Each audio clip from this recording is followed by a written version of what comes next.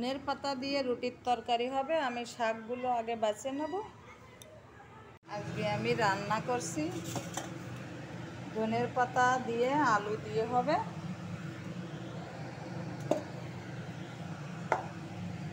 টমাটোর আছে, পেঁয়াজ আছে, রসুন আছে, লঙ্কা কুচি, একদম সিম্পল রান্না হবে। প্রথমে দেবো আমি জিরে,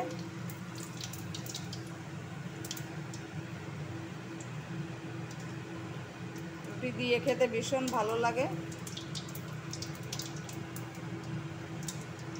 তারপরে দেবো আমি রসুন,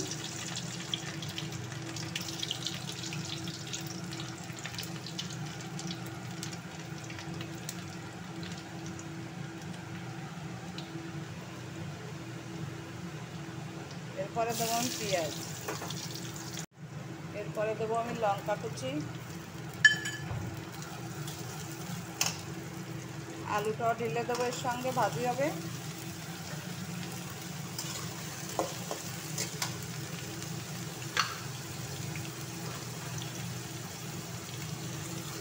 লবণ,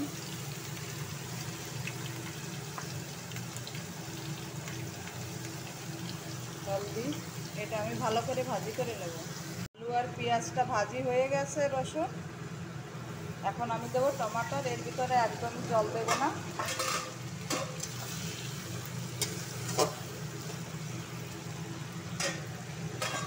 এরপরে আমি চাপা দেব। আলুটা আমার গলে গেছে, এখন দেবো আমি ধনের পাতা।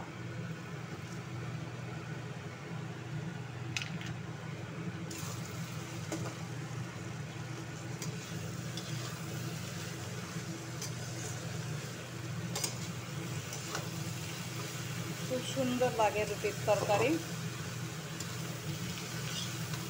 বাচ্চারা রুটি খেতে না চাইলেও খেয়ে নেবে এই সবজি হলে। তোমরাও ট্রাই করবে এইভাবে। ধনের পাতা আলু দিয়ে রান্না আমার হয়ে গেছে। গ্যাসটা কম করে চাপা দিয়ে দিয়ে এটা গলাতে হয়। একদমই জল ইউজ করিনি এর ভিতরে। সবজি আমার হয়ে গেছে, দেখতে যেমন সুন্দর, খেতেও তেমনি সুস্বাদু। কে কে খেয়েছো কমেন্ট করে বলবে, আর যদি না খাও তো একবার জরুর ট্রাই করে দেখবে আর লাইক দেবে।